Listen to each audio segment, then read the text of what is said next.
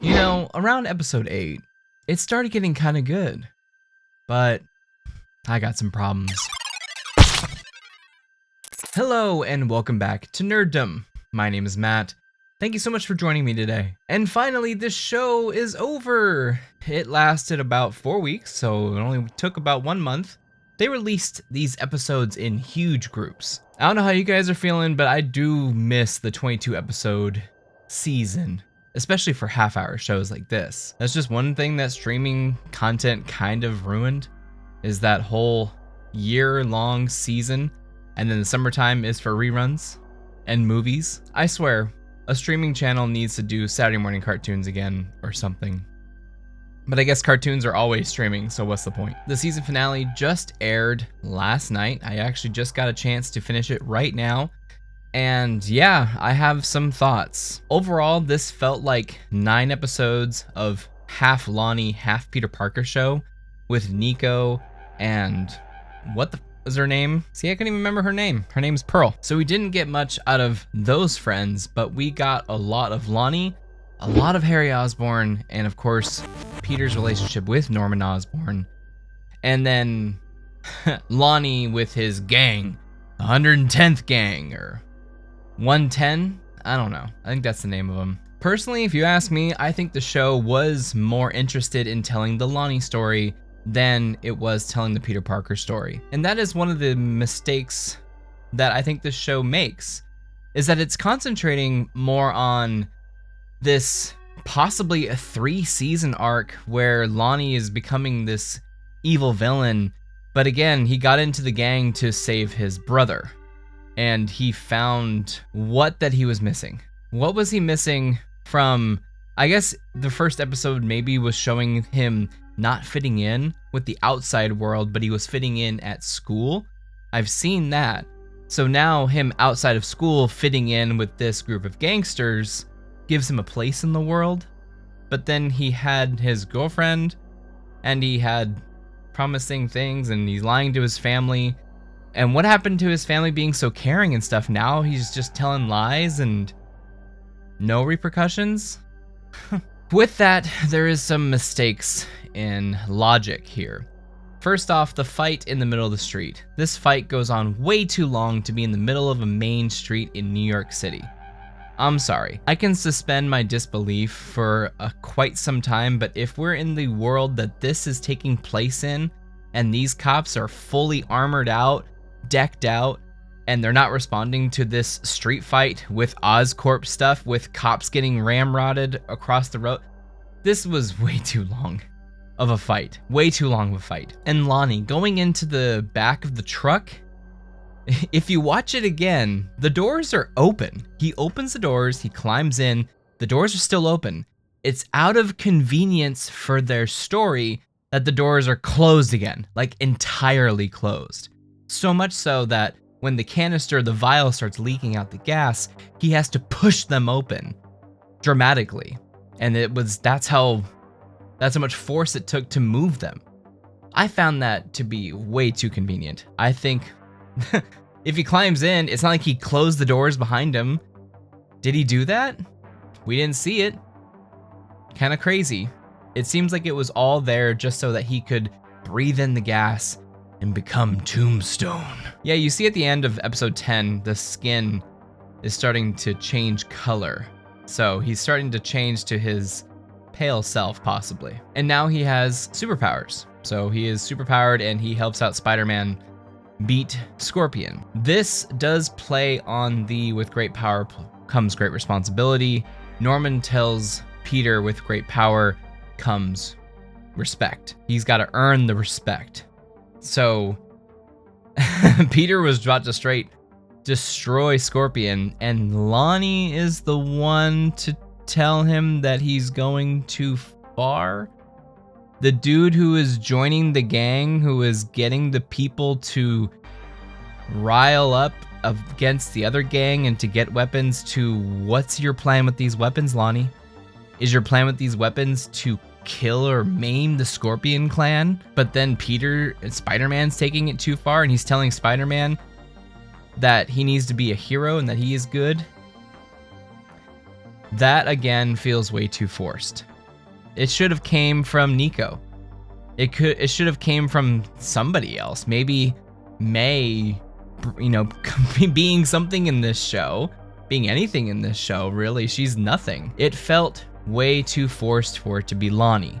Lonnie is already diving off the deep end of his criminality, of his evilness, and he keeps double guessing the gang leader, even when they're on the heist. Like, I don't know. All of this seems to, he's wishy-washy, he's flip-floppy, and if making him the moral center of the story for Peter in this moment falls flat to me. It falls flat. And now he's a criminal, and now he's a villain. He's been lying to his parents the whole time. Don't talk to me about morality. I don't know, that part seemed really forced. Second portion, episode 10, we get into what Norman has been creating this entire time. He has been creating a portal that travels through space, and he's gonna pop out somewhere in space. Yep, that's it. So Doctor Strange bursts into the scene, and he's like, hey man, you shouldn't do this. This is dangerous. He's like, Peter Parker's like, hey, it's you, sorcerer guy who destroyed my high school. And Strange's all like, I didn't do shit. What are you talking about, dude? And Norman's like, you destroyed his school. You're a bad guy, Mr. Strange, Doctor Strange, whatever. But Doctor Strange is like, I didn't do anything. And this sets up the episode 10 shocker, or at least one of them, where this entire thing has been a time loop. So Peter's powers comes from episode 10, and Doctor Strange travels back in time into episode 1, where Peter gets his powers, and the spider that is used to give Peter his powers was actually a spider made by Norman Osborn and that science team using Peter's blood in the future. So it's a loop.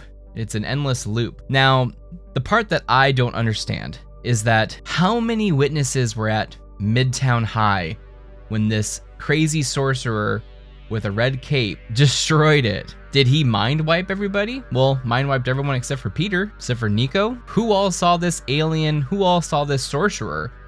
And why didn't Doctor Strange hear about it? How does Doctor Strange not know what he did in the past? That is really suspension of disbelief right there. Really, suspension. Very weird. Unless he is, I don't know how this Doctor Strange, is he from the past and he came here? Is that what happens? He comes into the future, and therefore he came from before Midtown got destroyed? I don't know about that one. Let me know your thoughts on that little theory of mine, because it doesn't make any goddamn sense that he doesn't know what he did. It doesn't. So that little shocker is cool, but it doesn't make sense. And don't get me started, it's comic book, you're thinking too much about it. How do they know what to call Celestial Island? How do they know it's a celestial? Did somebody say, hey, that's a celestial. Let me explain what celestials are to you humans on Earth. How does everyone know that? But I guess that's a Brave New World spoiler that you're thinking too hard about. Episode 10 was cool to see Spider-Man being smart, working together with Doctor Strange was cool, and him becoming a hero, which we've been waiting for all these episodes to see. It is turning out to be exactly what I thought it was. This entire show is an extended what if episode, which you do see the Watcher looking on Peter and Doctor Strange at the end while he's on the crane. So like I said, is that the same Watcher as the What If series? Is it a different Watcher? Who watches the Watchers? Let me know again down in the comments if you think that's the same Watcher as the What If series, and if this is an extended What If episode, because that's what it feels like the entire time. It feels like we got the MCU and it took a Y in the road and it's going off in its own direction, and it's different than the mainline MCU, therefore being a What If episode. But yeah, overall this is a flawed series. I have some issues with it, but it does leave me with a little bit of hope at the end. The action is pretty good. The animation does get a little choppy in some places when I was watching the fight with the Scorpion, and the final episode actually worked out really well. So I'm not sure if it was just that fight scene. Otherwise, it seemed to be all right. I have no problems with the art style. I think it's all right. There's nothing wrong with it. I actually got used to it a lot ever since the first episode. And the Scorpion, I liked the fight with the Scorpion in episode 8, I think it was. Good fight there, really emotional fight there, and I liked that a lot. So There's a lot of positives with this show, just I think the negatives kind of outweigh it, especially considering that this is a Lonnie and Peter show. That's what it is. It's Lonnie and Spider-Man. That's what it is. If you agree, if you disagree, let me know down in the comments below your thoughts on your friendly neighborhood Spider-Man. It is now done. When are we getting season 2? I don't know, man. 2 years from now? God, for these 10 episode seasons? Fudge, dude.